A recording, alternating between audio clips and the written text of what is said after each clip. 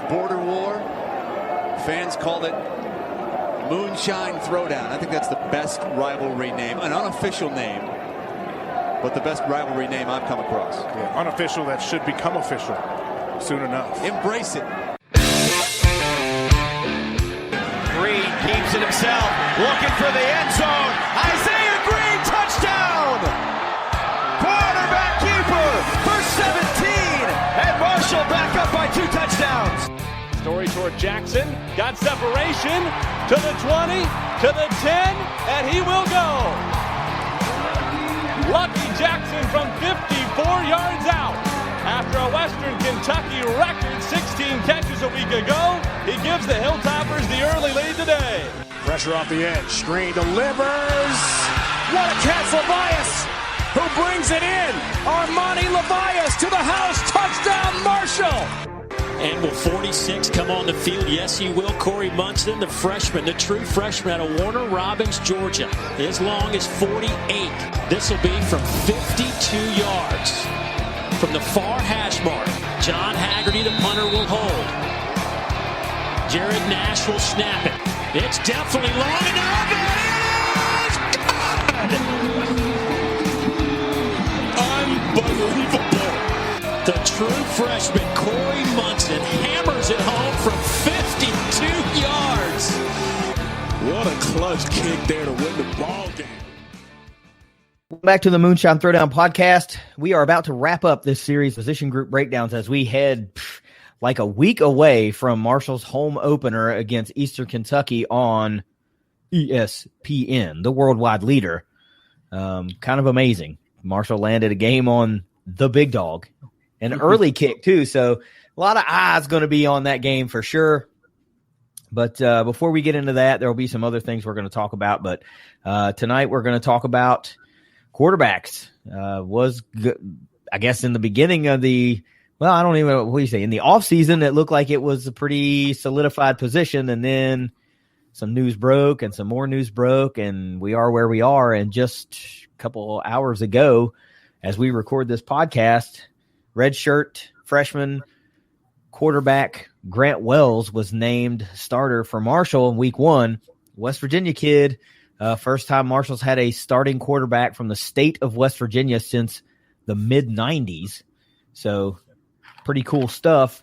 And we'll talk about how that all ties in as we get into this episode. So I got Trace with me, and we're going to talk herd quarterbacks and kind of dive into where we are, and how we got to where we are. Let's put it that way. Follow us on Twitter at MoonshineTD and subscribe to the podcast anywhere you find podcast, iHeartRadio's, Spotify, Apple Podcast, yada, yada, yada. And, of course, you can follow the Moonshine Throwdown podcast Twitter account at MSTD_podcast. So, Trace, let's talk some quarterbacks. It was the Isaiah Green, show. It was going to be his show. I mean, there was no way around it. It was going to be his show. He was going to be entering a third-year starting role, entered the transfer portal, up and kind of out of the blue. And then about a week and a half ago, withdrew his name from the transfer portal, which caused a lot of people to react in certain ways, thinking that automatically put him back on Marshall's roster, and started having people ask a lot of questions, the who, what, whys, whens, wheres, and hows. But ultimately, when you withdraw your name from the portal, that does not automatically put you back on the team in which you were on. So Isaiah Green does not appear on the Marshall roster. And as I just said moments ago, Grant Wells was named starting quarterback for week 1. So we are officially in a new quarterback era at Marshall. They have moved on from Isaiah Green. We wish him all the best. Whatever circumstances surround his departure from the Herd program are what they are. It's none of our business. Just wish the kid well, thank him for the plays that he made, and hope he finds success at his next stop. So, Trace, let's talk about these quarterbacks. I guess we're just going to talk about 3. There are several on Marshall's roster. There's like 6 or something like that, but we're just going to cover 3 tonight. And let's start with Grant Wells. I mean, of course, he was listed as QB2 in the Phil Steele book, the 6'2", 204-pound redshirt freshman from GW High School, Charleston, West Virginia, just about 45 minutes down the road from Huntington. West Virginia high school football fans will know the name Grant Wells. I mean, He's quite familiar because he was a star. He was a stud there at GW High School. And one cool note about him, he actually did a little bit of punting as well for the Patriots at GW. So let's talk about Grant Wells and how he kind of separated himself a little bit from, I guess, the new QB2, Luke Zaban from Huntington, the 6'2", 201-pound sophomore. Trace, let's talk about Grant Wells. What do you like about him? What do you think he brings to the table? What do you think his strengths are? What do you think is different from him as compared to Isaiah Green? What do you think that Herd fans can expect?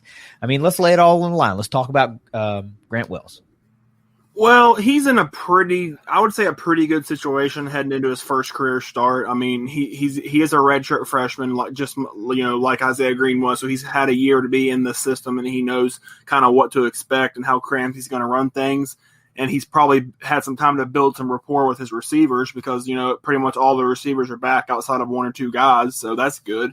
And I mean, yeah, it's like you said. I mean, he was a really heralded guy in West Virginia high school football scene.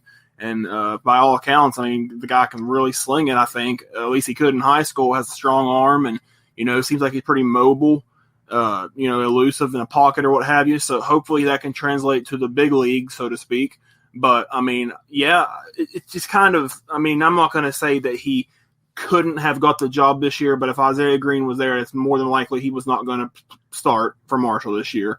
But that creates new opportunities. So whenever your number's called, whenever, you have to step it up and there's a quarterback change or a roster turnover change or anything like that, when your number's called, you got to see what you do. And he's getting an opportunity. And Marshall's had success with that in the past, guys coming in unexpectedly at certain positions and really taking off. So hopefully that can be the case again. The quarterback position has I wouldn't say single-handedly, but I think the quarterback position has been the primary reason why Marshall has not been at a championship level since 2014. That's my opinion. I mean, it's the offense too, but like the running games have been pretty good. The offensive lines have been good. There's been really good receivers. The quarterback play has to improve. It has to be better than it's been. I said before, I know multiple times probably within the last couple of years about how Marshall quarterbacks have to be at a certain level to win a conference championship. And the last 2 years, Isaiah Green was number 7 in the conference in passer efficiency rating, and last year he was number 10. That's just not gonna win you a championship when your quarterback's 10th in their conference in passer rating. So that has to improve, and hopefully Grant Wells is the guy to do it. Well, I remember you talking about that, and I believe the stat you threw out there was Marshall had a quarterback rated in the top 2 each time they competed for a conference championship. Now, can you afford to have that potentially drop off a little bit? Yeah, because like we've said in other position group breakdowns, dude, you're starting 5 senior offensive linemen. That's got to account for something. You've got the Conference USA MVP in the backfield. That's got to account for something. You have a steady, versatile, known entity weapon at the tight end position in Xavier Gaines, who is also probably going to see some kind of time in a special package at quarterback. That's got to account for something. And we have several wide receivers that we expect to take the leap and be the guy or try to be the guy in that wide receiver room. And all of that has to account for something. So it absolutely has to be able to take some of the pressure off of a brand new quarterback. I don't think any Herd fan is expecting Grant Wells to trot out there and have to be, the next Rakeem Cato day one, or the next Chad Pennington day one. It's just not a realistic expectation. Now, is it out of the realm of possibility to see the kid trot out there and just absolutely dazzle? Of course not, because we never know how a game's going to play out. We never know what the game plan is going to look like. You never know how the ball and the breaks are going to bounce, especially in week 1, especially in a weird type scenario where nothing has been regular this offseason at all. So I would like to think that Marshall's in a pretty good situation based on what they have on the roster, based on the talent of the pool of quarterbacks that they had on the roster. Offensive coordinator Tim Cramsey said he liked both Luke Zaban and Grant Wells just about equally. He feels confident in both guys running that offense. So that's got to tell you that if something happens, he feels good having to trot out his new QB2 to take some reps. But still, it's a brand new quarterback. In his first career start, he played sparingly last year, Grant Wells did, in situational type football. I know they tried to trot him out there like a fake punt or something last year against Louisiana Tech. And Terrible play. It was about the only bad play in that 75 game for the Herd. Everything else really went their way. But oh man, let's not just it's not a microcosm of his career because he hasn't really had any playing time at quarterback for the Herd. So played a little bit, but it is the dawn of the Grant Wells era in Huntington. So get excited, and we'll see what kind of we'll see what a West Virginia native can do behind center. I know that's something that Herd fans are probably going to hang their hat on with a little bit of extra pride, having a state kid as the as the starting quarterback. And I made the note earlier that it's the first time a West Virginia quarterback has started since the mid-90s for the Herd, and that was another Zaban, Mark Zaban, in 1995, I believe I saw the stat was. And yeah, it is not a coincidence. There is a relationship there between Mark Zaban and Luke Zaban. And if I'm not mistaken, it's the father and son relationship. So let's talk about Luke Zaban, the 6'2", 201-pound sophomore, Huntington kid, Huntington High School. Apparently, he came to Huntington he came to Marshall as a walk-on, but hey, he's stepped in there and competed and went toe-to-toe with Grant Wells. And if you've earned the respect of your offensive coordinator to the point that where he says, hey, I feel comfortable with either guy running the show, then I think it goes without saying that you're a little bit of a baller. You can play. You've got some ability. So it's not Grant Wells and then, we're really screwed if things go wrong. So what do you think about Luke Zaban potentially having to take some reps or, by choice, taking some reps by this coaching staff? What do you like about Luke Zaban? He could definitely get some reps. I mean, there's no doubt about it, especially like if Wells gets hurt or something, or like if if they think they need to go in a different direction, Zaban can definitely get some reps. I can't remember the years he played at Huntington. It had to have been recently, right? Well, I mean, he shows as a sophomore at Marshall, so it's not a redshirt sophomore, so you're talking 2 years ago. So what are you looking at? Class of 2017, class of 2018, potentially something like that. So it's not been that long ago. And the Highlanders have been really good for, the better part of a decade, if not a decade. So they've been a perennial playoff team, something that, it's been a little bit of a change in Huntington. They've really started fielding really competitive teams on a state level within the last decade. So, and of course you obviously have to have a good quarterback to make that happen consistently. So yeah, he's been around the Marshall program now going for 2 years. So there's some familiarity there with a lot of guys on the roster. He's been there just as long as Tim Cramsey has. So he's just like I guess that he and Wells came in the same class. If one's a redshirt freshman and one's a sophomore without using a redshirt year. So yeah, it's kind of cool to see these guys' trajectory go to mirror or step for step, and they're kind of mirroring one another. And you had a true open quarterback competition in camp, and it does what you like to see, which is force both players to become better, or all players to become better. I want to add one more thing on Zaban real quick. I think it was this year. I don't remember when it was, but I think our guy Ty Tyler on Twitter actually said that he thinks Zaban's the best quarterback on the roster. Actually, several guys said that. What it's worth. Guys. Yep. What it's worth to fans that, do not necessarily see all the tweets of people that may tweet at the Moonshine Throwdown account. There were actually several, guys said that, Luke Zaban is the best quarterback on the roster. That are their words, not ours necessarily, but we're just, regurgitating what they say. And there were several other former players that, either retweeted that or also made a comment. So former players even have confidence in Luke Zaban. Obviously a respected guy, from defensive players and offensive players. So, potentially there's a really good problem brewing in Huntington. Several quality quarterbacks. And I guess the third guy we're going to talk about is a brand new, true freshman in the 2020 class, Greenup County, Kentucky product, Eli Salmons. Big kid. Was he like 6'6" or something like that? I had to find his measurables really, really quickly. It's not listed in the book. I want to say he's like 6'6" and 210 or something like that. I don't know. I'll have to look it up. But like I said before, in an earlier, I guess when we were talking about Isaiah Green entering the portal, we touched on Salmons a little bit and mentioned that he was starting to become recruited heavy later in the process and stuck firm with his commitment to Marshall. He committed to Marshall very, very early and stuck with that despite several larger name schools making a play for him. Yes, a 6'6", 225 pounds, Eli Salmons from Greenup County, Kentucky. So not too far from Huntington, just maybe 20 minutes on the other side of the state line. Uber familiar with Marshall, no doubt. There's not much that I know about Eli Salmons. I didn't watch a lot of Greenup County high school football, so yeah. I just know that a lot of fans were excited when he made his commitment, and then when he stuck with his commitment and actually signed that letter of intent to remain at Marshall. So you got to think off the top he's going to be QB3.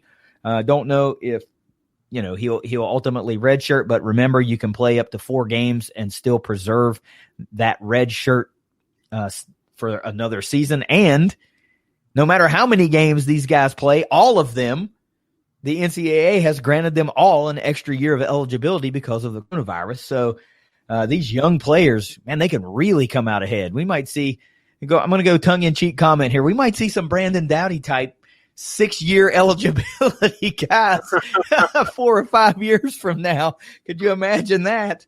Without needing that waiver, they're going to get 5 right off the bat. So you get that red shirt year, you're going to be 6 years.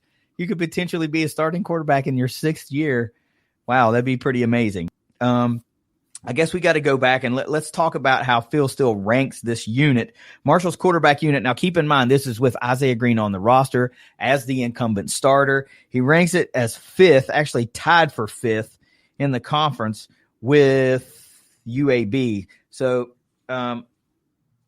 take that for what it's worth, but you got to think with the departure of Green, that would have dropped considerably, at least in the eyes of Phil Steele, because there's no quarterback with any, real playing time, any real statistics on this Marshall roster now. But we'll see how it goes when they trot out, here in about a week or so against Eastern Kentucky, which is something we're going to be talking about here in a couple of days when we do the preview.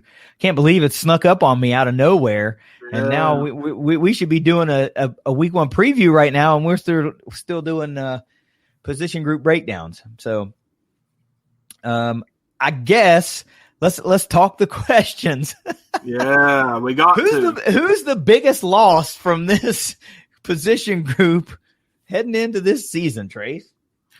Well, if you want to get real technical, the biggest loss from the quarterback room is Rakeem Cato. Well, that's several years ago. However, the biggest loss from last season is Isaiah Green. Yeah. I just kid about the Cato thing because they still haven't found his quality replacement. But anyways, it's the guy was literally QB1 for 2 years. Had a pretty good splash at times there. Had a co-freshman of the year in 2018. Last year kind of dipped off a little bit, and we all know this. It just wasn't quite working for him last year, and that helped contribute to Marshall not finishing the job and winning the East last year. I mean, that was part of it. So, it's like I said, long term, it's him being off the team is probably for the best, because I don't know if 2 more years of Isaiah Green as starting quarterback would have resulted in them getting over the hump. Now, I don't know if it will this year with a freshman quarterback, but at least it's some new life, something different. There's a lot of that needing to happen with Marshall football these days. So that's, obviously he's the toughest loss though. Yeah, without a doubt, a 2-year incumbent starter working on year 3. I mean, he's been through the gauntlet. He's been in big games. He's been in close games. He's been in blowout games. He's seen it all. Essentially, the only thing left to do was to get to a conference championship game and try to win that thing. And it just didn't happen for him. But, a lot of folks are always down and like to point out the negative and, what Green was unable to do. but he did a lot of good things. He actually won a lot of ball games for Marshall. So it's not like they just ran him out there and, won in spite of his play. He actually made a fair amount of really good throws and reads and made enough plays to win games for Marshall. And you really don't have to go back any farther. I mean, right off the top of my head for the purposes of this podcast and what we do, just go back to 2018 in Bowling Green, Kentucky, when it was a blackout and for the Toppers, and Isaiah Green comes back late. He had a hell of a bad game as far as turnovers go. I think he had like 3 interceptions or something like that, and still clawed his way back and found Tyree Brady with under 2 minutes to go and took the lead back for the Herd, in a very hostile environment, a very raucous environment. And, ultimately, yes, we know it was the defense that had to make one more play to seal that game. But without Isaiah Green making that late drive, standing in the pocket, taking a hit and getting injured, then Marshall doesn't win that game. And that's a little bit of bad luck because he gets injured, misses the next game against Middle Tennessee. Marshall loses, and ultimately that's what keeps them out of the Conference USA championship game. Middle Tennessee goes. So, a little bit of bad luck. It's not always his fault. People forget that. Like, he couldn't get him over the hump. Well, if he doesn't get hurt, maybe they beat Middle Tennessee. Maybe they go to the Conference USA title game, and they have to play potentially a pretty good UAB team. So who knows how that would have gone. But receivers didn't always help him out either. No, that's right. There, and we talked about that before. There were several games last year where multiple touchdown passes were dropped in games. And that's something we talked about in the wide receiver position group breakdown. We like to see that get cleaned up, and hopefully it will. So, hey, it's just the dawn of a new era, but absolutely, Isaiah Green is the largest loss from the quarterback room. We wish him nothing but the best. Thanks for everything you did to help the Moonshine Throwdown. Isaiah, best of luck moving forward. Who do you think is going to be the breakout player in the quarterback room for 2020? This could be any of the guys, but I'm gonna say Grant Wells, though. I mean, QB1, got to roll with him. It doesn't mean he's going to finish the year as QB1 because we never know how that works. But remember a few years ago, Michael Birdsong, Doc had all the confidence in the world in the guy, and he was out after 2 games. So, I mean, it doesn't always work out that way. So, now, wait a minute. Wait. Let me curb you there. Hold on. Okay. He wasn't out after 2 games. He was injured in game 2 and knocked out. So it's not like they put the hook on him. Let's be fair. He was injured and out. He was injured. Be fair. He was injured and out. If you want my honest opinion, I think he was about 25% injured and 75 out.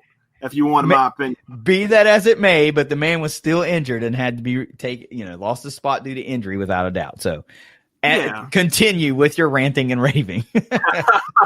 Well, no, that's about all I got for this segment for ranting and raving. But yeah, I mean, I would like to see Wells as the breakout guy, and I think he'll be that. I seen an interesting stat on Twitter earlier, and I screenshotted it, and it was pretty interesting.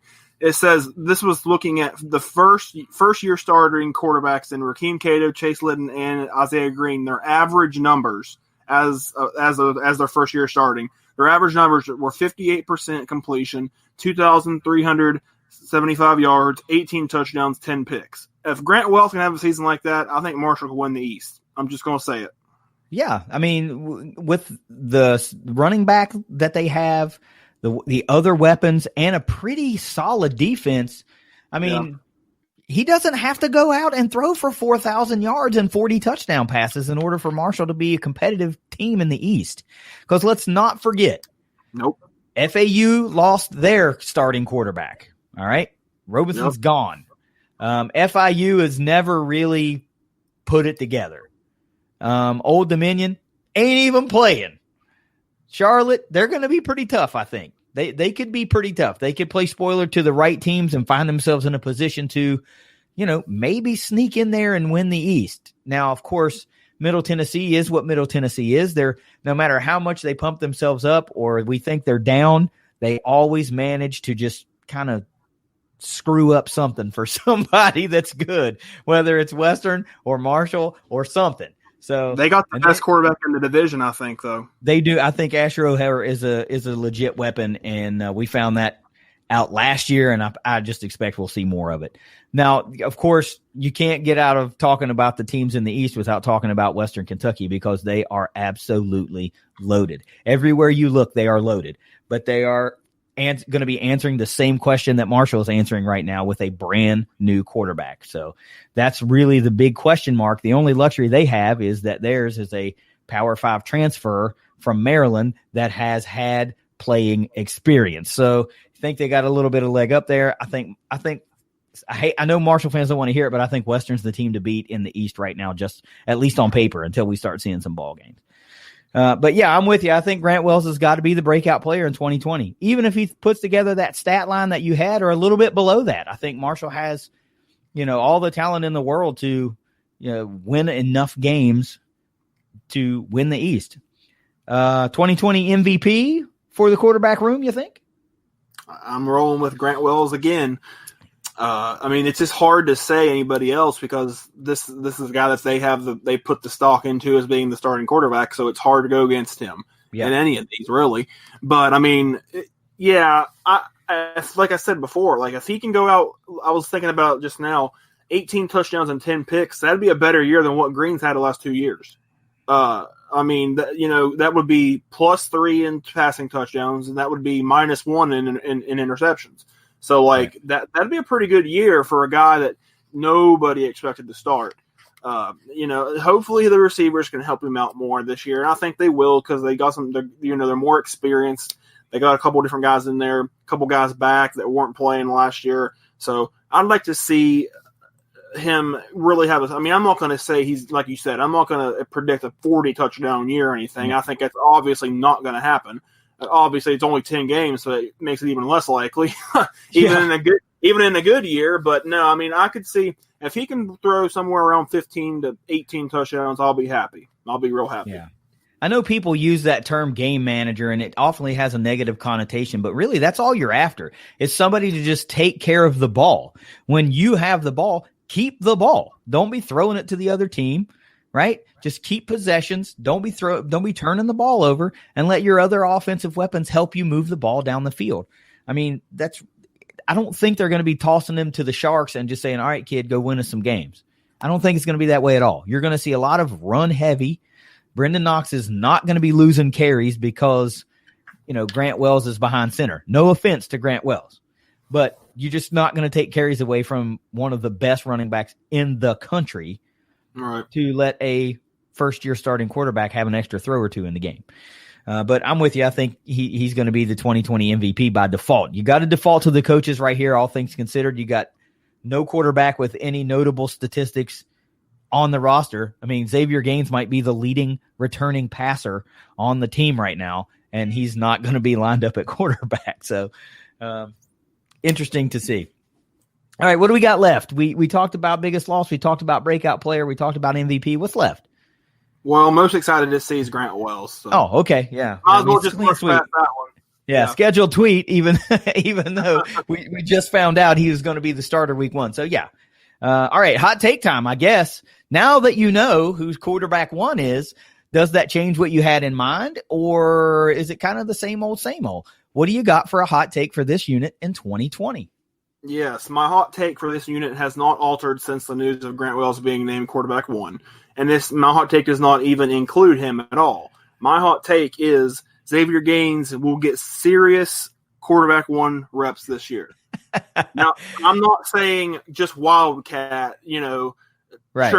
tricky, cute stuff. I'm saying he's going to get legitimate, serious quarterback 1 reps, as in, he might play a half or something here and there. He might play a couple series, and it's hard to say just because you never know what they have in mind. But I think everybody wants to see that. I feel like all Herd fans want to see what he can do if they actually gave him a little chance at quarterback.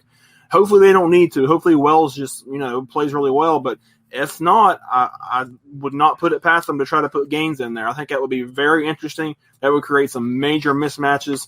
I made the comparison a while back that I could see him being kind of like Khalil Tate was for Arizona, something like that. So I think he's going to get some pretty serious reps at times this year at quarterback. So would you venture a guess at how many passing attempts he may have from the quarterback position. I mean, it was a handful last year. It was like 5, if that.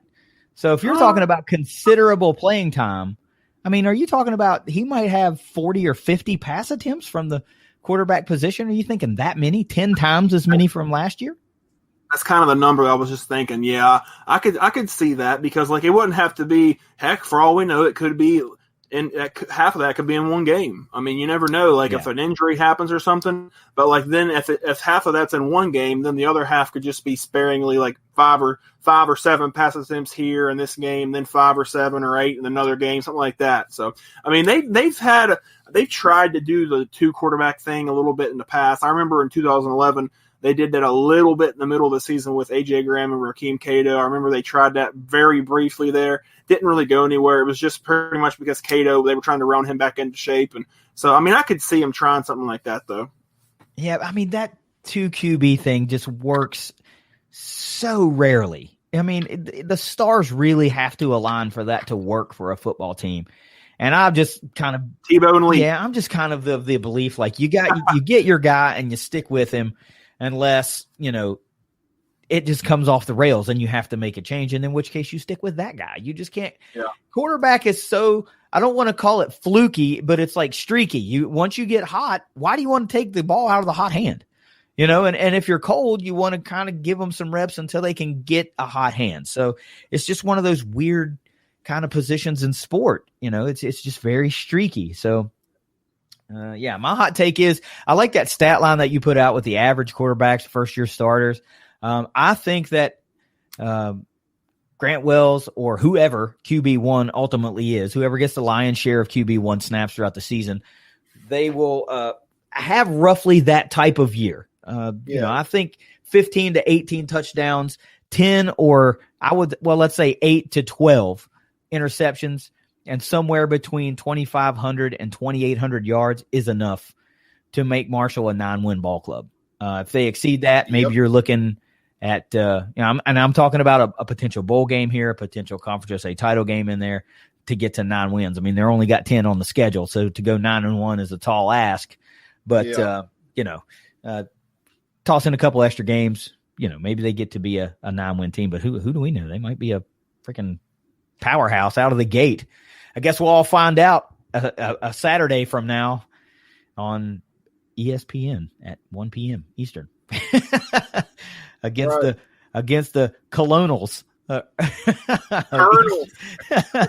Colonels of Eastern Kentucky. All right, Trace. Let's get out of here on some final thoughts with the quarterbacks, and then we'll move into what else we're talking about this episode. So, what do you got? Some final thoughts wise on quarterbacks? Oh, the quarterback position. What a job it is.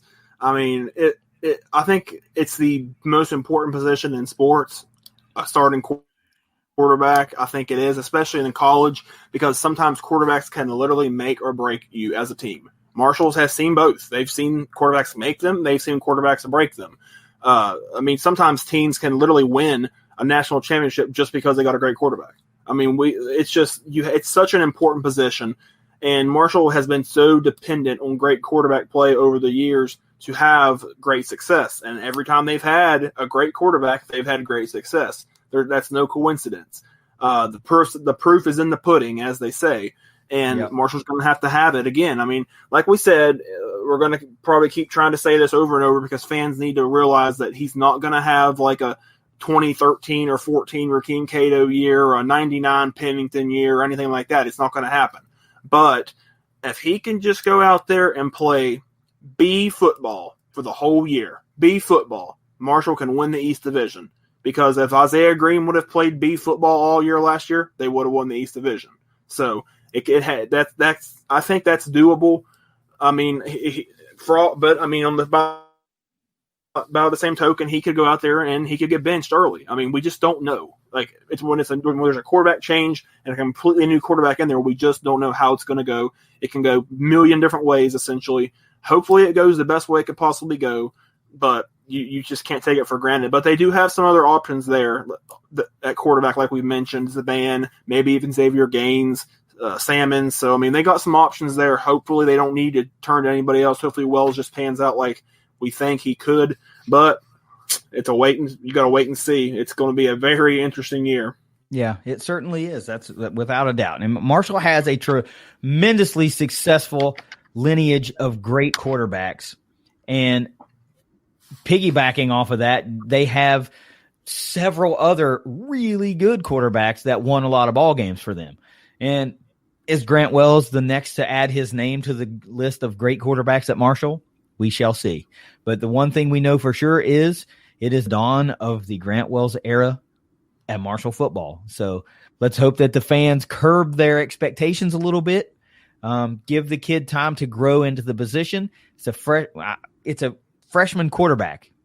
What's going to happen when you have a freshman quarterback? You're going to see freshman mistakes. It's going to happen. Yep, it's going to happen. So you might as well get used to that play occurring at the most inopportune time in the most terrible situation, but that's just football. So get behind him, support him, and give him time to grow into the position. Maybe 3 years from now, 4 years from now, you're talking about, man, Grant Wells has been one of the all-time greats at Marshall. So best of luck to him, and whoever happens to be QB1 if it isn't ultimately Mr. Wells.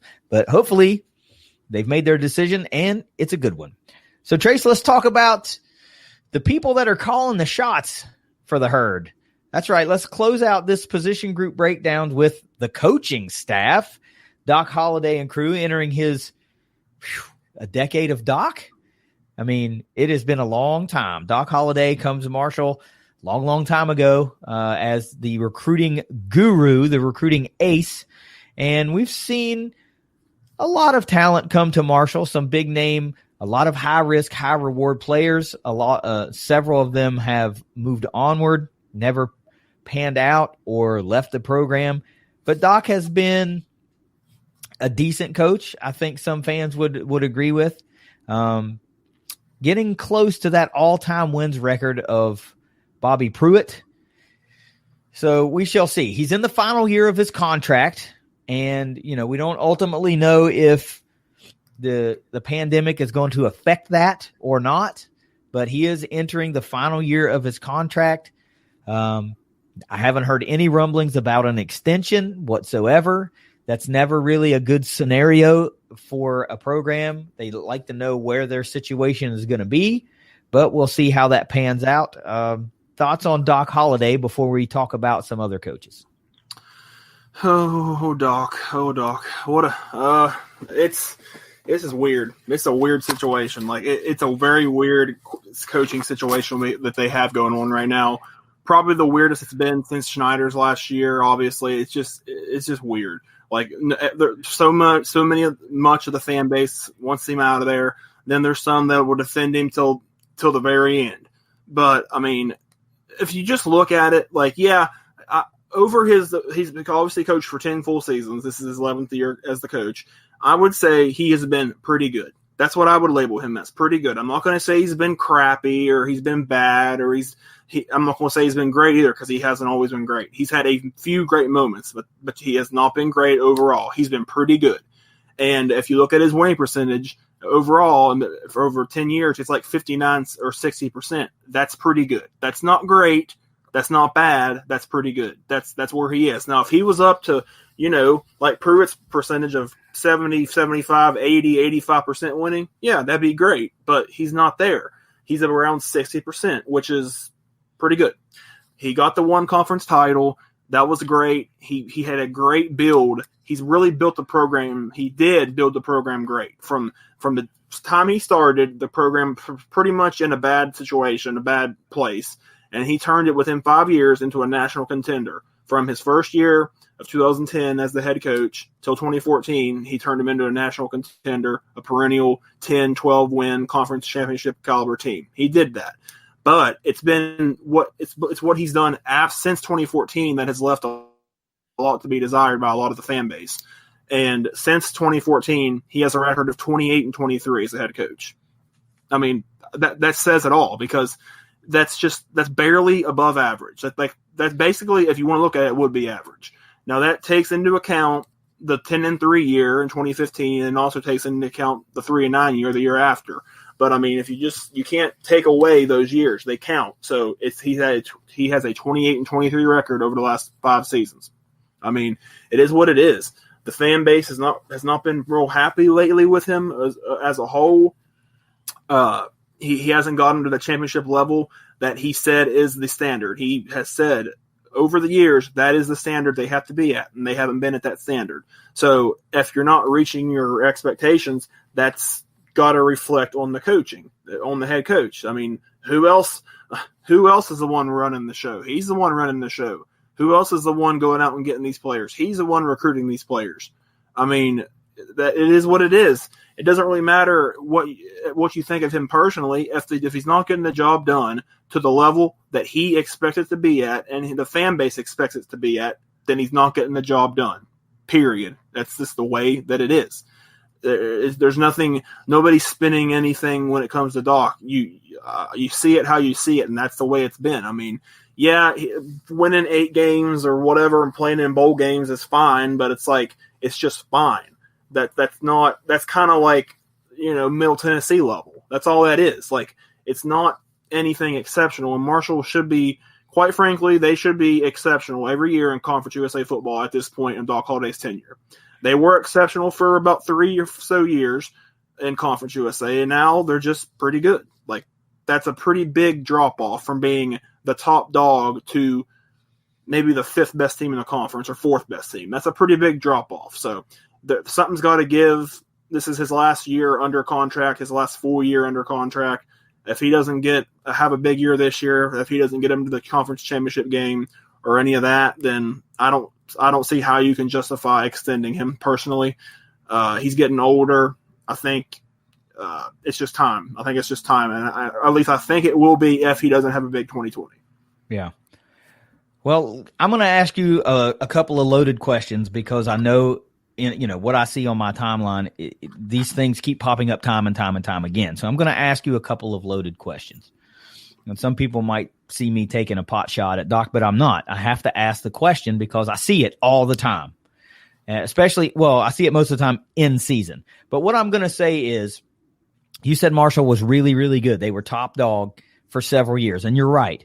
And since then, they've been pretty good. Well, let me point out to you that Marshall is always a game away from being in the Conference USA title game. So being pretty good is good enough to win this conference. That's what's so frustrating. Yep. Because you can go out and win one more game or just don't let one slip away. And you're talking about Doc Holliday being in 2 conference or maybe 5 conference championship games as opposed to 2. And Marshall fans will fight tooth and nail talking about that 2013 appearance and how it should have been in Huntington and not had to go to Rice and play that game. And to be honest with you, I agree. I still don't know how the conference derived at the fact that the game should have been played in Rice when at no point in time was Rice a higher ranked team than the Herd was. So whatever formula they used, I don't know. But they butchered it. Yeah, it was not. I don't know. But anyway, that's ancient history as far as, college football goes. But being pretty good in this Conference USA is good enough to get you to a conference title game. It basically boils down to winning ultimately 3 games a year. Marshall should trot out a team that wins 8 games no matter what. No matter what. I don't care who's on the out of conference schedule. They're generally going to schedule at least 2 winnable games. The other 2 they may not get to. But as far as in conference goes, they should trot out a team that could win, that needs to win essentially 2 games. If you can beat Western or you can beat FAU or whatever, you should be able to go to the conference title game. Anybody else shouldn't really be a question. And what they've really done is allowed other teams to catch up to them. They've made better hires. Charlotte comes to mind. They're hiring young, energetic coaches.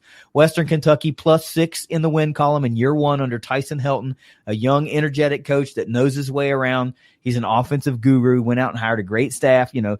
Like you said, the proof's in the pudding, right? Other teams are catching up to Marshall. Doc Holliday had an 8-year head start on some of these guys, and they caught him in a year or maybe 2. So, but here's the loaded question I want to ask you because I see this in season all the time.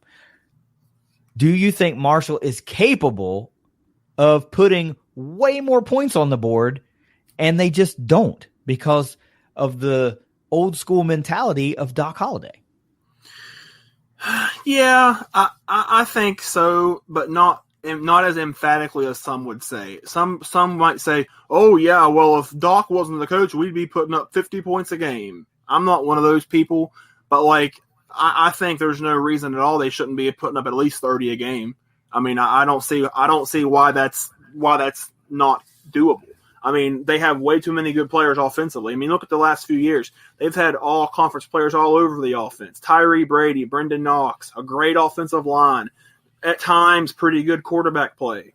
I mean, the tight ends, Juracek was there a few years ago. I mean, they have players offensively, like tight ends, Levias and Gaines, and I mean, they have weapons offensively. And I just feel like, yeah, it's like you said, I think Doc's mindset is, oh, well, we're going to be like an old school team that's going to try to run the ball in between the tackles, and it's going to try to not be real flashy and all that. And it's like, it's just, that is what you call the times passing you by, is what you call that. Everybody out there now is going out there being crazy offensively, running trick plays, all this crazy different stuff. I mean, Jeff Brom and different coaches like that have really made a name for themselves by doing creative offensive plays, and they just don't do it. And I don't think it's a coincidence that no matter what offensive coordinator Marshall has, they don't run really very many creative plays. I don't think that's a coincidence. I think that's a reflection of the head coach. I think I've said numerous times, I think a team is a reflection of your head coach. And that's kind of how Marshall is to me. Like, just, kind of stuck in the past. I mean, I don't know. I just would like to see more. It's 2020. I mean, it's not 1990 anymore. I mean, you can't run the same 5 plays a whole game. You just can't. I mean, but I don't know. It's a personnel thing a lot as well. I mean, the personnel has to be up to par, but for the most part, it's been up to par, and they just have underachieved. And I mean, defenses have known they've known how to prepare for Marshall because they don't run anything different. So, I mean, that's a schematic thing too, but there's a lot of variables that go into that. But yeah, I think it should and could have definitely been better over the last few years than it's been. Well, that's a perfect transition into talking about offensive coordinator / quarterbacks coach Tim Cramsey, because a couple of years ago, Marshall went out and hired him away from Sam Houston State, and they were putting up yards and points in gobs. I mean, it was ridiculous. They were putting up like 50, 60 points a game, 600-700 yards of offense a game. And Tim Cramsey was the one behind that. He was the one engineering that offense. So they went out and got this very exciting offensive-minded guy, and he gets to Huntington, and it's like they never really have cut loose. They're not an image of that at all. It's, and of course I get it. You've got a stud running back. You want to give the guy the ball, but you can't just give him, you just said, you can't give him the ball 50 times a game and expect it to work. I mean, at some point, you just got to cut it loose, right? I mean, you just got to cut it loose. If you got the guys on the field to do it, you should do it, because the other team has a defense, and their job is to stop you from scoring. Your job as an offense is not to stop yourself from scoring or to shorten the game. Back to Doc Holliday for a second. One of my favorite things to see on Twitter is people will say, like, okay, Marshall's taking the lead in the second quarter. Well, Doc Holliday's going to run the clock out in the second quarter for the rest of the game. He's up 7-3 in the second quarter. We got to run this clock out. I get a laugh out of that every time I see it on the time. So I'm not trying to beat Doc or whatever, but Tim Cramsey's right there. He's shown that he can put up points and yards. He's shown it at other stops. So what do you like, obviously, about Tim Cramsey? And I'm going to give you another loaded question. Would you like maybe Tim Cramsey to get a crack at being Marshall's head coach if this is in fact Doc Holliday's final year? Yeah, I have heard that brought up before. That's interesting to chew on there, if you will. I mean, I could possibly see that. I'm not necessarily the biggest fan of, we're going to hire one of our assistants as the head coach after someone leaves, I'm not necessarily or gets fired or whatever. I'm not necessarily the biggest fan of that because like sometimes I feel like it's just an emotional decision, and sometimes it might not be the best decision long term. I mean, sometimes I feel like you can just be talked into something like that. I would rather them do a thorough search of like, okay, we need to find the right guy and not just look at somebody you already have in house. But I mean, I'm not saying Cramsey. Go ahead. Has Marshall ever done that? Have they ever had a national search that you can, a bona fide national search? I think the only one that I can think of recently, quote unquote, would have been after Schneider got fired in 2009. I remember vividly reading in the Herald-Dispatch that they flew, I think it was the Herald-Dispatch, that they flew in Butch Jones for an interview. Now, if I remember, I was extremely happy about that because, like, Butch Jones, I mean, say what you will about him, but he had a pretty daggone good run as the head coach for a long time. If they would have got him right there, I think that would have been a big hire. But I mean, until he got to Tennessee, yeah, he did great. Yeah. Following Brian Kelly, took over for Brian Kelly at Central Michigan. They just kept on winning. Then he took over for Brian Kelly at Cincinnati, and they just kept on winning. And then he got the job at Tennessee and did not keep on winning. So was it really him or was it Brian Kelly? Yeah, or is it just Tennessee's bad culture that he didn't win? I don't know. That's a story for another day. But still, you're going to tell me that even though they brought in one guy outside of Doc Holliday, that's a national search? You can't tell me that Mike Hamrick didn't think, all right, we're probably going to go with Doc Holliday, but let me bring in some guys. So I mean, I don't know. I'm not trying to blame the guy or say this is what he did, but I'm just saying, you bring in 1, 2, 3 guys to go through the motions, and then you're ultimately like, all right, that's enough. We're going to hire this guy. Yeah, I'm just saying. Yeah, and you can't always hire your buddies either. I mean, it can't always be about that to me. I mean, sometimes that's where athletic directors get in hot water is just, we're going to just hire our buddies, our friends, our bros, but that doesn't always work out. Well, because then you're in the position where you have to fire them if it doesn't work out. So that's what makes it tough. Okay, but anyway, I mean, Tim Cramsey, you gotta create. He's got a history of being creative. He's got a history of being able to put up yards and numbers. So ultimately, if you got the right guys, you think you've got a lot of the right guys right now on this Marshall roster, with the exception of a first-year quarterback, which is huge, cannot be understated. Just let me give you one question in. Does Marshall put up more points per game this year than they did last year? I'll say yes. I'll say I think they put up 25 last year game, which is, but I could see it being like 27 or so. I don't think they'll get 30 this year. I just don't. I think the only way you can have 30 is if you have like a legit multi-year starting quarterback. Yeah. Then the last time actually I know it's the last time that they put up 30 points per game in a season was 2015 with Chase Litton as a freshman. Now, that is an exception because usually it has to be a multi-year starting quarterback, but Chase Litton, by all accounts, had the best freshman year as a quarterback in Marshall history. I mean, just look at the numbers. There's nobody that was really close to him as a freshman, really. So, but since then, though, it's been like 26 a game, 27 a game, 25 a game. So, like, that's got to improve, too. That's got to improve.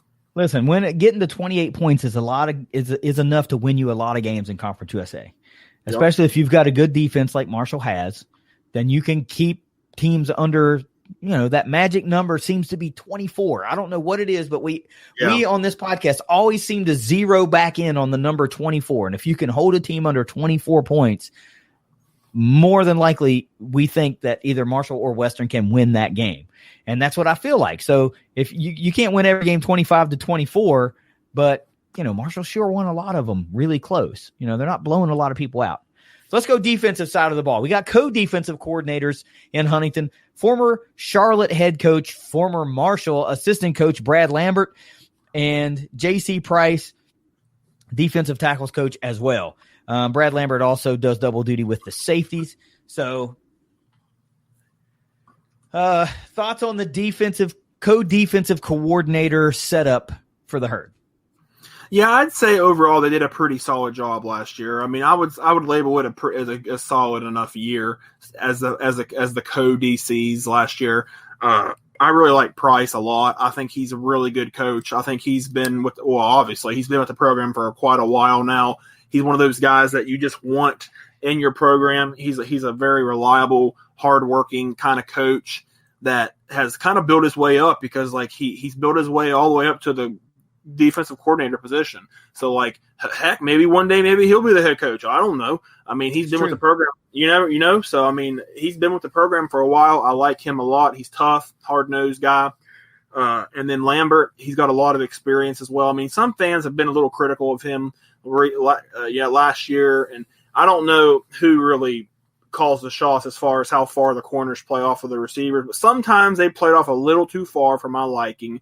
And other fans said that they always go back to the Chris Rippon defense of 2010 through 12, the 30-yard cushions, so you just don't like to see that every play. But other than that, though, I think they had a pretty good, solid showing as a duo last year. Well, this is Brad Lambert's first year with Marshall last year. He has the reputation of always. I mean, even when he was at Charlotte couldn't win games, pretty good defense, hardly at all. But they had really solid defenses year in and year out. So he was building a program really from scratch. So how many games are you expected to win when you're starting from ground zero, really? But to be able to field a decent defense year in and year out, that's pretty good. So another note about J.C. Price, been with Marshall entering his 9th season in 2020. He's been here a long time. So a real staple on that coaching staff. High production guys, put multiple guys on all conference teams, mentored the likes of one Ryan B., fan favorite, all-timer on the defensive line, currently with the Washington football team. Sounds weird to say that. Also some other names, that has been coached by J.C. Price that Herd fans will remember. Even some guys from yesteryear. How about Alex Bazzie? Been a real force in the CFL for a number of years. Got a tryout and played a few games there with the Indianapolis Colts and the Carolina Panthers there in the NFL a couple years ago, but has made really his name in the CFL. I think he's back there right now, or if they had a season, he would be playing right now. He's still in the CFL. But yeah, I'm with you. I think it wouldn't be a bad idea to see J.C. Price maybe get a shot if you're going to go hire the assistant coach route for your next head coach. He's been there. Obviously loves Huntington if he's been there for 9 years. I mean, hello. He knows the town. He knows the importance. He knows everything about Marshall. He knows it and has obviously embraced it, made it his second home, and has been really successful here. All right, let's talk about offensive line coach, recruiting coordinator Greg Adkins. Came to Marshall. I think he came over with Brad Lambert as well, or maybe the year before. I think he was at Charlotte right before he came back to Huntington. Pretty sure he was on staff many years ago, and made some stops around the NFL. Well traveled. He's been at Syracuse, Oklahoma State, Tennessee, Georgia. All over. So, and a West Virginia guy. Pretty sure he's from like Cross Lanes or something like that. Nitro or Cross Lanes, yeah. Yeah, something like that. So, this was a position that Marshall really hangs its hat on. I mean, offensive line. We talk about it a lot. They've fielded a solid offensive line seriously from Doc Holliday's first recruiting class. As soon as he could get the guys in there, they've had a great offensive line. Easily top 10% in Conference USA year in and year out. And the big question was, when Alex Mirabal left, is that going to continue? And it has. So thoughts on Greg Adkins and the job he's done since he's been in Huntington. 3rd season now. I think he's done a tremendous job, honestly. I mean, if you like we said 2 or 3 times already on this podcast, the proof is in the pudding. And it's there. I mean, just look at all the success, all the numbers, all the stats, all the all-conference selections that the O-line has had over the last few years, and that screams that they've been really good, and that screams about how good he's been at developing and coaching them. I mean, this year could be the best offensive line year they've had in a long time. Last year, I mean, one of the best years they've had in the offensive line running game part played in with that. Was the best running game they've had in several years. Brendan Knox with a monster year. Offensive line opening up huge holes, protecting the quarterback really well. They've been one of the best teams in the country and in Conference USA, of course, at protecting the quarterback and not allowing sacks. They've been opening up running lanes. Each of the last 2 or 3 years, they've gradually gotten better at opening up running lanes. The running game has improved basically consistently for 2 or 3 years. Year to year, it's been getting better. And that's a direct reflection of the offensive line. There's no denying that. I mean, they've had some great players there. They have some great players there now. And Greg Atkins is a very big reason that they have the success that they've had. So, like you said, losing Alex Mirabal, I mean, look how good he is now. He's with Oregon, and they just won the Rose Bowl. I mean, yep. Oregon's one of the hotter teams in the country now, and he's their offensive line coach. I mean, and people would think, well, it might be hard to replace him. But they found a really good replacement. So I'm happy that he's here, and I think expect big things moving forward. Yeah, one more note about Greg Atkins. He's actually he was a former Marshall player as well, and he's a Marshall graduate. So, if anybody knows the program, he knows the program. Let's switch gears. Let's talk about wide receiver coach Dallas Baker, entering his 4th season with Marshall. Really well-loved guy, at least from the social media standpoint. All those guys, not just wide receivers, seem to love Dallas Baker and what he brings to the table for Marshall. Former Florida Gator back in 03 to 06. Played a little bit in where did I see? I lost my spot. Played for the Steelers. That's where it was. And been with Marshall, like I said, entering his 4th season. Tutelage, his biggest student would be Tyree Brady, 2-time first-team All-Conference USA player. But there are many, many capable wide receivers. We'll see if Dallas can coach him up this year and get him to solidify that room a little bit and bring some big play potential back to the Marshall passing game. What do you like about Dallas Baker? Yeah, you made a good point there about how all the players like him and stuff. He's definitely a player's coach. He's got a lot of energy. He's younger, and I feel like he can relate better to the players and everything. Sometimes, I mean, I think he's done a good job. I mean, in the last year, the problems they had at receiver, you can't really blame that on him because he was dealing with a lot of issues, a lot of young players that probably wouldn't be playing in normal circumstances, but they were playing last year. His number one receiver was gone almost a whole year, Obi Obialo. He lost Tyree Brady. It was just a tough year, and it was hard to expect. Even heading into last season, I don't think anybody expected the receivers to be great. So, I mean, that's not on him. And I think this year you'll see a drastic improvement in the receivers. Well, drastic, I don't know how I would label it, but I think you will see an improvement in the receivers this year. I think they'll be better. I think he'll have a year now to work with them after they've played a full season. Some of them, the young guys like Thompson and Gamage and all those guys. So I'd like to see them get better. I think they will, and I think he's going to be the catalyst at getting them better. So that's where I am with that. Yeah. I mean, he's a good one for sure. He brings a different kind of flavor to the Marshall coaching staff. You said it perfectly. He's a player's coach. I mean, well-liked, really seems to like the area and like Huntington as well. So you always like it when you've got guys that like where they're at and aren't looking at, like I'm just going to do this for a couple of years and get out of here onto something bigger. So let's talk about a first-year coach, defensive. Well, I guess it's cornerbacks coach since Brad Lambert does the safeties. Cornerbacks coach, Patrick Bastian. Comes to Marshall from Georgia, where he was the assistant director of player personnel. Before that, he was a linebackers coach at Georgia Southern and Southern University, following his stint as defensive GA at UCF in 2014-2015. He played his ball at UAB, so he actually played against the Herd back in from 2009 to 2013. I don't know too much about him, and I guess entering his first year with the Herd, we'll see how that goes. He's just, like I said, he came here spring of 2020. So we'll see if he's got a different philosophy, since I know you love that big cornerback cushion that we've been seeing the past couple of years. Yeah. So I guess he will be the one in charge of that or reducing that. Do you know much about Coach Bastian? If you do, let's talk about him. Otherwise, I guess we'll just see what we got in 2020. I don't know much about him, but I mean, it does sound like he's a well-traveled guy. So I think he could. I mean, obviously he could be good and probably will be good. It's just I don't know anything about him. Hey, all I'm saying is if he can get those corners to turn their head in coverage, I'll be the happiest man on earth. That's all I'm saying. If he coaches them like that, he should be the head coach as far as I'm concerned.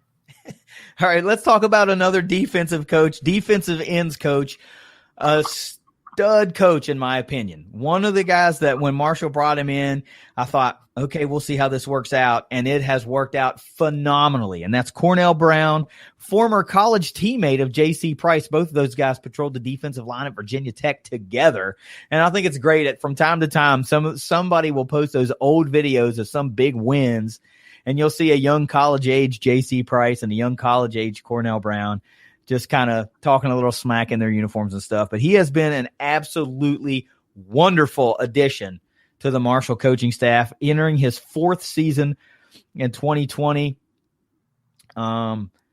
He's had some pretty good players. I mean, Ty Tyler turned into one of the premier pass rushers in Conference USA before deciding to transfer to Louisville. He's done a phenomenal job with Darius Hodge currently on the roster. So we talked about in our defensive ends breakdown, we both expect to see bigger things from Kobe Cumberlander this year. And so I don't know. We'll see what happens, but thoughts on Cornell Brown?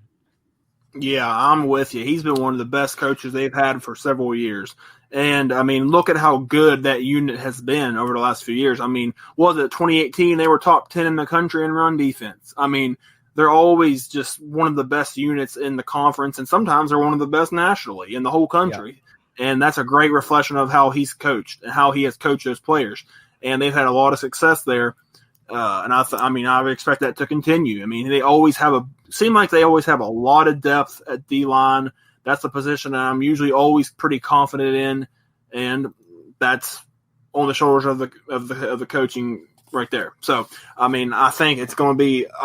This year could be a little different because they lose some guys from last year, but I mean, they've proven they've been able to replace guys. So I think it's going to be another good unit this year ultimately. So, but yeah, he's been a really, really good coach over the last few years, and he's helped really anchor that defense with that defensive line's performance. So it's pretty obvious when you have two guys that were former teammates along a defensive line that are now coaches together that coach defensive line, how that whole just years of chemistry and thought process and mentality comes through to the positions that they coach. And I don't think it's any coincidence that Marshall has stellar defensive line play when you talk about J.C. Price and Cornell Brown have seemingly been football together in a football aspect for such a long time.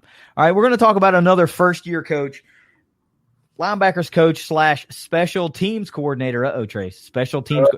You are in charge of kick coverage, my man. So we got you are on the hot seat, and that's Jordan Hankins.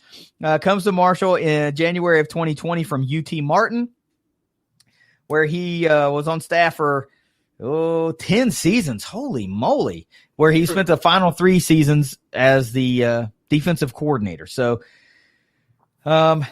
he's had some coordinator experience, be it at a little bit of a lower level, but that's, Marshall has taken coaches from UT Martin before. So digging into the well once again for Jordan Hankins. What do you know about Mr. Hankins? Yeah, not much. I mean, but it is interesting, like you said, that he was at his previous spot for 10 years. That's got to say something, that he was good enough to be there long term. Because if you're not getting it done, then they replace you. That's the business that you're in when you're a coach. So that's a good sign. It's not. I don't know what really to expect. Doc, it seems like this is one thing you can pretty much always count on Doc is to hire a good staff. So I think that this will be another example of a quality coach. And to joke a little more, if they made him just kickoff coverage coach, like I would be completely happy with it, because at least they'd be putting the focus on that unit of how bad it was last year. Just saying. we know that it's in dire need of improvement, and now we know who's going to be charged with, getting those numbers down. Yeah. All right, so here comes a really underrated coach, probably in the eyes of many, many Herd fans. Running backs coach Pepe Pearson. He's been at Marshall now, entering his 5th season. And I don't think any Herd fan can deny the job he has done with the runners at Marshall. And whether it's the ability of the guys they're bringing in is one thing, okay? The ability to coach them up is another thing. But if you're the guy who's going out and finding the Brendan Knoxes of the world, the Tyler Kings, the Keon Davises, hey, man, you're doing something right, because these guys are putting up some serious yards for the Herd. Played his college ball at The Ohio State University, which I don't ever say the, because I think that's, I don't know, whatever. I just think that's a little pompous. It's Ohio State, man. You're not the, whatever. So thoughts about Pepe Pearson? He's been phenomenal. I mean, he has been. They always have a great stable of running backs. That's been the case his whole tenure. That's the case now. I mean, they always have great depth at running back. Brendan Knox, Sheldon Evans, Keon Davis, Tyler King, just 4, 5, 6 guys over the last few years that have been Anthony Anderson. They've all been quality running backs that have contributed very much to the offense. It's the same. I mean, look at Knox, what he did last year. That's a Devin Johnson. That's a Ahmad Bradshaw. That's a Doug Chapman type season. And they hadn't had that in a while. And they had it last year. They'll more than likely have it this year. Knock on wood, barring any injuries. We don't want to see that. But Pearson's been a great coach. He's been great for them. Running backs, you can always pretty much count on them. I think, and obviously you can count on them now because Knox is back. So, and Evans is back there. I think he'll be better this year. He had a good year, really good year last year as a number 2 running back, and I think he'll be better this year. And I think Knox will probably be better this year. I mean, he might not get as many yards because they're only playing 10 regular season games, but he's going to have a great year, I think. And I think everybody expects that, given, especially considering he was just named the Conference USA preseason Offensive Player of the Year. So that pretty much says everybody in the conference expects big things from Knox, and Pearson's going to be out there coaching him up once again. Yeah, I mean, he's been good. He's put out some quality runners, and when you couple that with Greg Atkins being able to put out bona fide, awesome offensive lines, it's been really a real success story for those two guys and the units they've been able to produce year in and year out. So let's talk about another fairly new coach to Marshall, entering his 2nd season. That's tight ends coach Kyle Segler, comes to Marshall from ULM. And he's another one that is a real player's coach. He's quite beloved on the social media. He's a high-energy dude, hell of a recruiter. I mean, you can tell he's quite involved in the processes and all aspects of his job. Also co-special teams coordinator. So, all right, Hankins gets a little bit of a reprieve from being the sole man on the hook for kick coverage. But, Kyle Segler's been a good one. And when we talked about tight ends in the position group breakdown, we mentioned that Marshall last season, the 2019 season, utilized their tight ends unlike anybody else in the country. And it was noted not just by us, but by, national commentator during games. The commentators were talking about it and all that kind of stuff. So, what do you like about Kyle Segler and what he's done so far in just his first season at Marshall? I think last year says it all, to tell you the truth. I mean, the fact that you were out there running 3 tight end sets frequently during the most of the season and having major success with it, I think that says it all right there. Because think about how we're going to keep beating this dead horse of how inconsistent their wide receivers were last year. If they wouldn't have had the tight end production they had, they would have been in rough shape offensively through the passing game last year. Flat out, it would have been bad. So the tight ends were very big last year, and they're going to, even though they're losing Armani Levias, they still have Xavier Gaines, they still have Devin Miller, they still have a couple other guys that could sneak in there. So the tight ends, Marshall counts on them. Marshall really counts on them, depends on them, and I think they'll come through again this year and last year. I think that's a very underrated coaching job. the last year that he had, was given the fact that the tight ends had to play so much and they had to have so many in the games at all times. So, yeah, I really like what he's all about. And like I said, he uses that hashtag. He uses gold standard a lot. So you can tell that he relates to the guys really well. He's the type of coach that you want to go out and work your butt off for, because these guys absolutely love him. You can tell that they do. So you look forward to more positivity, more production. It's kind of hard to think more production from the tight end position, but it might not come through the air. I'm just saying, but you really got to like what you got there in Kyle Segler. Doc Holliday has, recruiting players is one thing, but he's really good at recruiting coaches as well. He gets some quality coaches in there, and then, there's a lot of turnover, but you're going to have that in a G5, at a G5 team. It's what type of turnover are you having? Are you having turnover because the guys aren't getting the job done and you got to let them go? Or are you having the turnover because they're doing so well that they're moving on to higher profile jobs? And that's what we saw this past season at Marshall. A couple of guys departed, and none more so than Mike Trier. He was a real up and comer. He was a great recruiter. And now he's in New York with the Giants. So it says something when you're putting, when your former coaches are landing NFL jobs as well. And, of course, former Marshall defensive coordinator, what's his name, man, down there? I just drew a blank just now, right before Brad Lambert. Gosh. Adam Fuller, yes, down there at Florida State. And I just saw in a tweet randomly, do you remember running backs coach from a couple of years ago, Thomas Brown? Yeah, I do. Yeah. LA Rams. Wow. Had no idea. Out there with the Rams. Had no idea. Either. It was like I don't know, random tweet or something that it was him. And I'm like, hey, all right. So, Doc's done a pretty good job. There are several other GAs and, support staff that we could talk about, but honestly, these are guys that are really cutting their teeth, just getting into the coaching game right now. So there's not much to know about them, but in several years, perhaps we will be talking about these guys as real fast risers and up and comers. But thoughts as the overall coaching staff that you have in Huntington, Trace, what do you think about the complete package right now? Yeah, I think it's a pretty complete package. It's like I said earlier, I think Doc's always done a solid job of building an overall staff. I don't think you can fault him there. I mean, you can fault him for plenty of other things, but I don't think you can fault him for not putting together a good staff, because I think he's always put together a pretty good one. I mean, there's been some coaches here and there that fans haven't liked, Chris Rippon, Bill Legg, guys like that. But I mean, he's done a pretty good job always, pretty much. I mean, I think that goes without saying. If you look at all of the coaches that have left Marshall for big jobs, like some of the biggest jobs in the country, and they were assistants at Marshall with Doc Holliday. So I think that says right there that he knows how to find great coaches to go on his staff. It's just he needs to step it up in some cases, which all kind of – I have a little bit of final thoughts regarding Doc that I didn't mention earlier. But, no, I mean, as far as just the staff goes, I'm happy with it.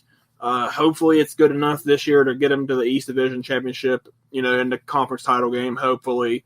I mean, that's like – it's getting to the point of no return with that. So they're going to have to get that done sometime soon. Well, I'm going to go out on a limb, and I'm going to say that the winner of the Moonshine Throwdown represents the Conference USA East in the conference championship game this year. One last note about this this coaching staff. Phil still ranks the staff as fourth in the conference, but it should be noted that there are 3 teams tied for first. So, there is no 2 and 3. It's FIU, Louisiana Tech, and UAB all tied for 1, and then Marshall at 4. So take that for what it's worth. Now, you talked about final thoughts time. Let's talk about it. Give me some final thoughts, and then we'll get out of here this week. Yeah, the Doc saga, man, it's interesting. It really is. It just depends on who you talk to, what they think of the guy. Me personally, though, I mean, I said it earlier. I'm pretty adamant about my opinions of him right now. I think it's the Doc project has ran its course personally. That's what I feel. I feel like, and I've said this before too, I feel like he's very complacent right now. Like, I feel like he's a complacent coach. He's 60, 62 years old, whatever he is. He's coached for 10 years at Marshall. He's had success. And now I think he's just kind of trying to ride off into the sunset, trying to just kind of rest on his laurels. He's just kind of stuck. And I think that complacency shows with the fact that he only pulled in the 10th ranked recruiting class in Conference USA. This is a guy that was heralded all over the country as a great recruiter that helped recruit some of the best college football players of all time, helped bring some absolute studs to Marshall, and he's pulling in a 10th ranked recruiting class. You can't defend that. I don't know how that happened, but you can't win a conference title with a 10th ranked recruiting class. You just can't do it. I mean, that's like UTEP, freaking UTSA, Old Dominion territory of recruiting. You're not going to win with that. You got to do more than that. I mean, but it's just aggravating because it's like you said, they're always seemingly one game short of playing for a championship. That's what aggravates me and all the fans more than anything, is that they should be, the last 3 years, they should have won the East every single year. That's not just me being a homer. 2017, they lost 3 conference games by a total of 8 points. If they win those games, they win the East. They lost to FAU that year, who was the conference champs, by 5 points with 4 interceptions on the road. Yep. They would have won the East. 2018, they lost to Middle Tennessee with Alex Thompson at quarterback, and they absolutely stunk up the joint and lost by a whole 2 points against Southern Miss on the road. If they win one of those 2 games, Middle Tennessee, if they win that one, then they win the East. If they win both, obviously they win the East.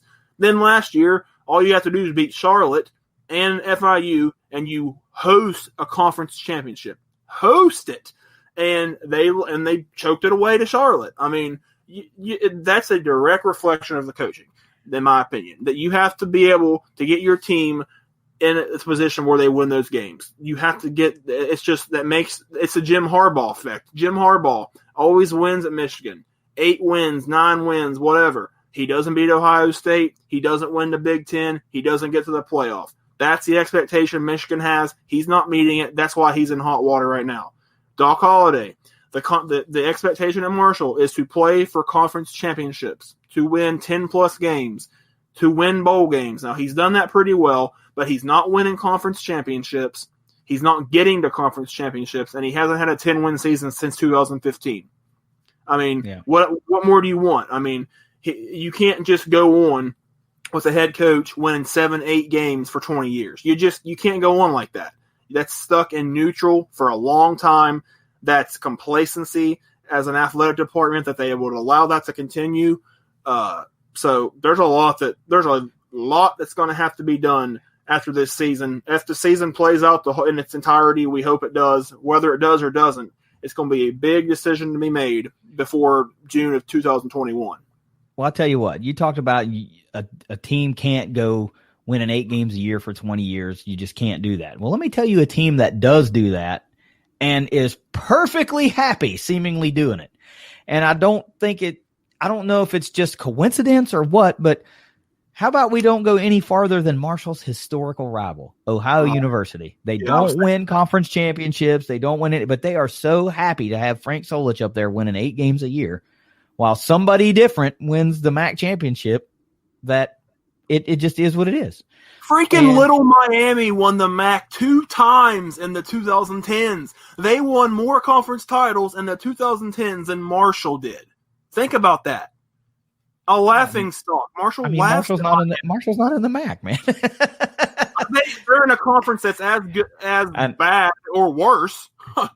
Yeah. I mean, so here's the thing. Here's the rub, I think, with Doc Holliday that most Marshall fans have. When it comes down to the one you have to have, like we have to have this game.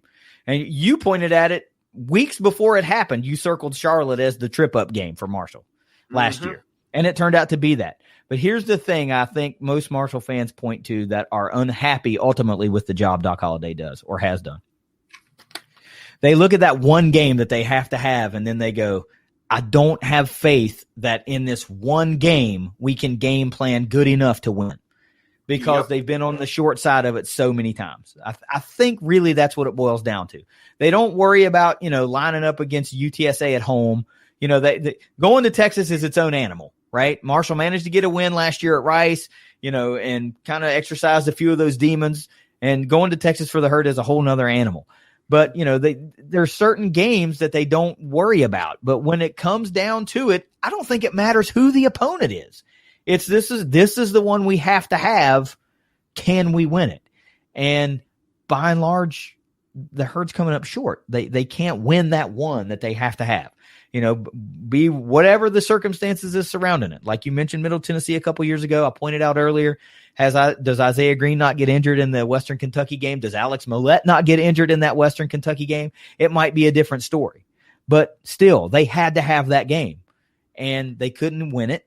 And Middle Tennessee represented the East that season. A couple years later, or the next season, you have to have that Charlotte game. You win the Charlotte game, you host the conference championship game. Right? Yeah. And you lose it, you don't even go. So it's all or nothing. It's not even, we can lose it, but we'll still go and have to go on the road. No, it's not even that. One more thing that's interesting that I just thought of. You cannot build a program as a head coach with what ifs or should haves. You can't do that. And there's been way too many what ifs and should haves with Marshall. And I'm talking even in great years, there's some what ifs. I mean, just think back to day one. Well, season one, second game of the year, home game, 2010. I'm not even going to get into that one. What if they win that game? What if they win that game? And then 2013, what if they win that Middle Tennessee game where they lost on the last play? If they win that game, they don't have to worry about Conference USA screwing them out of hosting the championship game. They get the championship game at home, and they probably are 2 touchdown favorites against Rice. 2014, I mean, really? 1 point? What if they win that game? They could have been in a New Year's Six that year.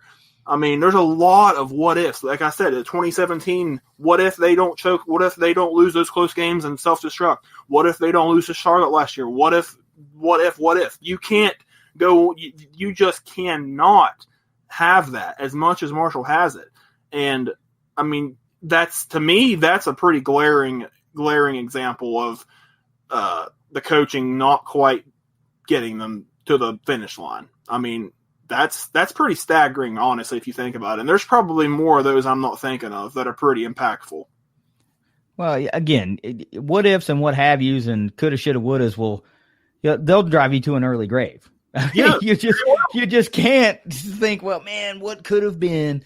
You have to appreciate the wins as they come, because I remember several years ago when Jeff Brom was still the coach at Western Kentucky, and I was talking on the podcast about to Toppers fans at that time, you guys better enjoy these wins because they're fleeting. You never know, you can't keep this momentum going on forever. And a lot of folks really didn't pay attention. And then it all came crashing down when he left and they brought in Mike Sanford, and you went from a really high-powered offense and just running roughshod through the conference and putting up points and yards and bunches, and all of a sudden, nothing. And it's and you're like, wow, this is not what we wanted to have happen. So there weren't very many what ifs and should have with Bob Pruitt. There weren't very many of them. Well, that is true. I mean, I will give you that for sure. But that's a lifetime ago now. There are kids that are on campus that weren't alive for Bob Pruitt being the head coach. That's weird, right? Or we're just babies, So I'm not going to dog Doc Holliday. I think you're right when saying he's been a pretty good coach. I think he is what Marshall needed at the time when they hired him, because he cleaned the program up. He got everything back on the right trajectory, and he happened to find the absolute diamond in Rakeem Cato. And, together that he and the rest of those studs that they had crested to the top of the mountain in 2014. And that's the watermark that recent Marshall football teams are still judged by, is that 2014 team. And they just haven't been able to capture that success since then. So it was a 5-year rise, and then it's been kind of a plateauing, and then you saw a deep drop-off in 2016 and a bounce back in 2017. So to his credit, when he's been knocked down, he's never stayed down. How many G5 teams could take that 3-9 season and then it be 4-8, 4-8, 5-7, 5-7 until you really inch your way back to the top? But it wasn't that way for Marshall. So with all that you don't like about Doc Holliday, you should at least take a moment to go, he's won us a lot of ball games, won us a conference championship game. He's brought in a lot of players that fans absolutely love, but all good things must come to an end. And a decade is pretty long. Yes, a decade is pretty long. So if this is indeed the final year of Doc Holliday's tenure at Marshall, I can't say that it hasn't been a good one. Would you like to have had a few more wins and a few more championships? Sure. You can say that about any coach. But ultimately, I think he will have left the program in a better spot than he found it.